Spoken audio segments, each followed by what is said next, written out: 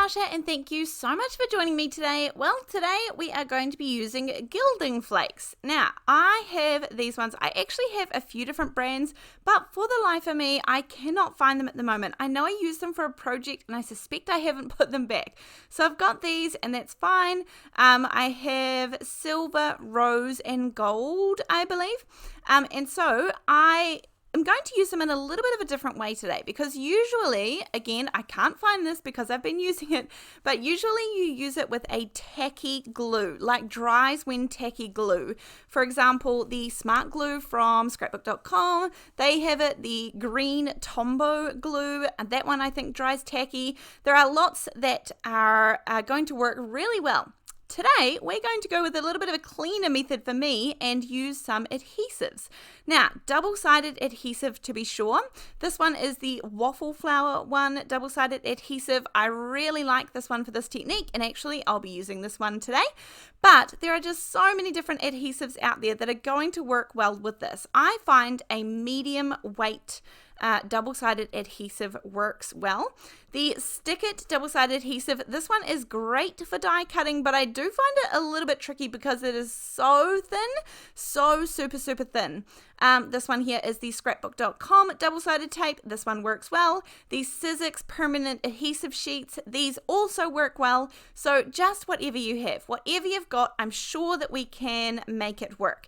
Now, if you've got something like double-sided adhesive tape, like strips of tape, you know, tape on a roll, then you can put that down side by side. It is going to be tricky to get a perfect matchup, but you can do it and you could overlap a little bit perhaps and then die cut that out from a piece of paper. That would also work. But what I have just done is die cut out the sheets. Now I just want to show you how I'm going to do this and then we're going to make a card as well. So these are the Pinkfresh Studio Curvy leaves. This is an older die for sure, but I've just looked and it is definitely still available. I have so many videos on my channel using this die because it is just one of those gorgeous staple foliage dies. It's not masculine, it's not feminine, it's any occasion. You dress it up, dress it down, a great foliage die. Now all I'm doing is I'm sticking the double-sided sheets down onto a piece of cardstock, and you want to make sure you just press everything down all over. Now I'm going to be using this little tool today. This is the scrapbook.com, I think it's called a pickup tool or something. It's got a silicone end for picking up sequins and bits and pieces, and then the other end is a pretty sharp pick, nice and sharp, and this is what I use to get off the release paper. Then I have one of these silicone spatulas that I just got from Cheap and Cheerful shop, and these are what I use instead of a paintbrush when it comes to getting the extra flakes off. Sometimes I will use my reverse tweezers for getting the flakes out of the container because, as you know, they can be quite delicate, and I find that this just keeps sort of less mess for me.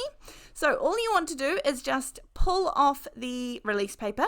I like to mix up my Gilding Flakes. That doesn't bother me at all, but you could just do all gold and that gives you a gorgeous even tone all over.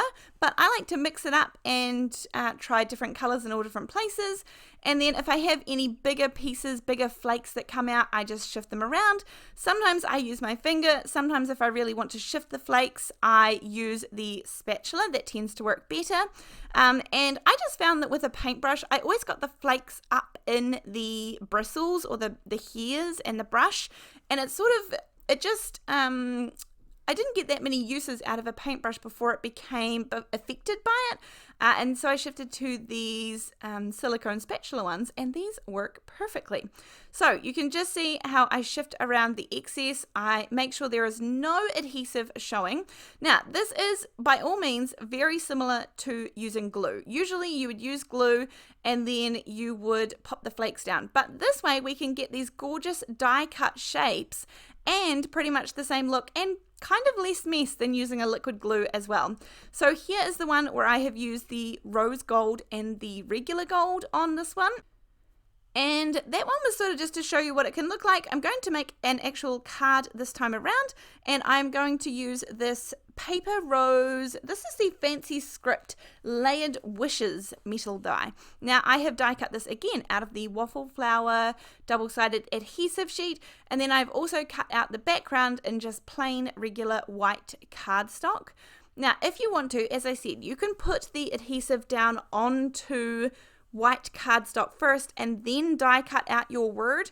I do find that unless you have a really nice thin adhesive, obviously going through several layers, some dies cut better than others. And that's why I quite like having a couple of different double-sided adhesive sheets on hand. And that's why I also like just cutting the adhesive sheet and then laying it down onto the cardstock that way. Only because, again, it depends on what dies you've got. Different companies, you know, they can be cut differently, and depending on how new or old your plates are, or your machine is, or all the things, it can make a difference as to how they cut.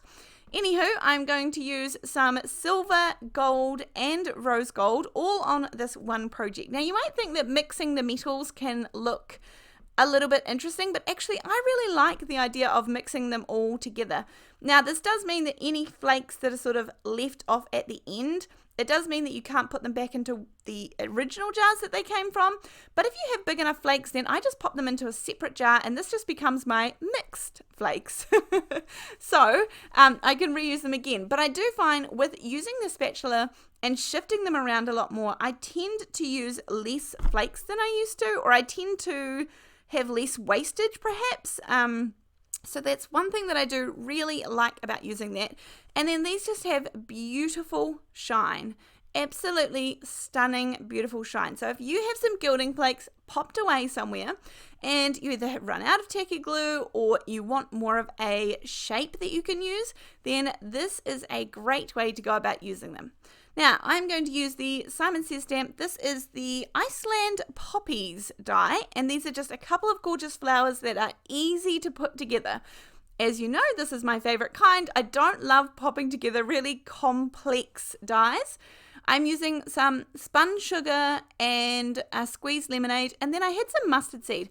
My idea originally was to do some darker flowers and lighter flowers, but then I changed to actually just doing the squeezed lemonade and then the mustard seed. So basically a light yellow and a dark yellow.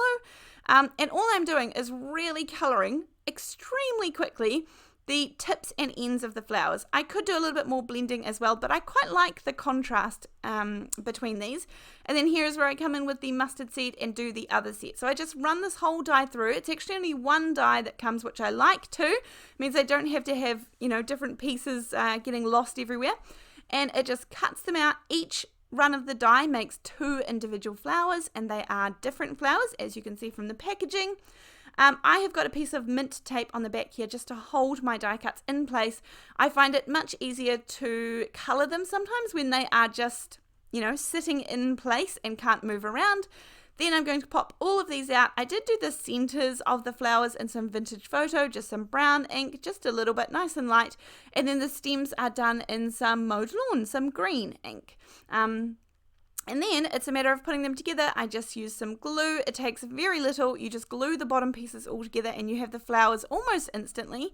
And then the second, you pop the wee middle piece in and then just an extra little petal that goes at the front. Very, very simple and very clear from the packaging as to how you pop them together, which I appreciate. But any flowers, any little extra bit. Now this I think could be used for a holiday card, the wishes die. I guess it could be holiday wishes or Christmas wishes, but I'm going to use this as birthday wishes for a birthday card at this time of year that I have coming up. It's not quite Christmas everywhere. We've still got some birthdays to get through. But I do love the idea of a nice versatile die that you can just add that word or add an extra word, you know, above it or after it, and that can make, you know, have different meanings and be used in different ways. I pop these flowers onto their stems, and then these come together so quickly, which I absolutely love. These are gorgeous little flowers, the lighter and the darker.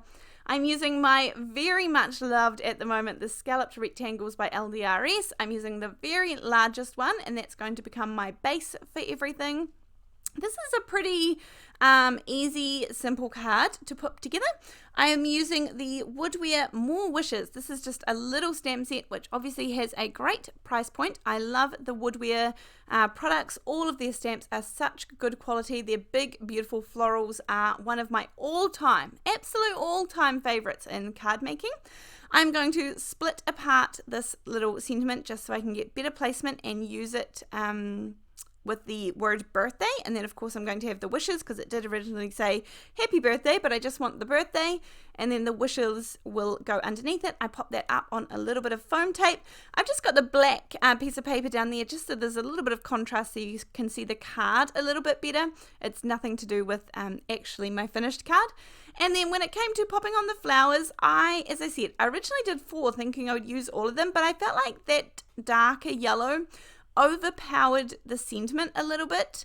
It overtook it. So I like just the lighter with the squeezed lemonade, the light yellow flowers. I think that is plenty, and I will pop those down the side. Now, if you like my style of card making, don't forget that you can head on over to natashafootecreative.com where I have card classes. I have a whole lot more videos over there. And if you sign up to be a member of my channel for the month of November 2024, I'm doing a gift card giveaway every single week. For those members who sign up during that week, you go in the draw to win a scrapbook.com or Simon Says Stamp voucher. And so I will do that every week. So there'll be 4 for the month. I would love to see you over there. I will put a link down below in the description box. There are lots of links down there in case you would like to see them.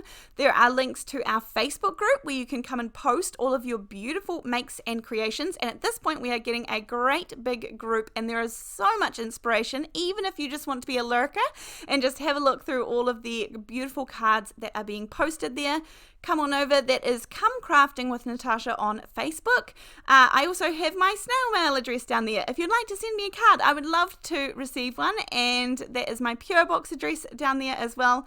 But yeah, lots of great things. Thank you so much for joining me today for this gorgeous, simple card, and along with another easy way that we can use our Gilding Flakes and stretch our products so they go a little further.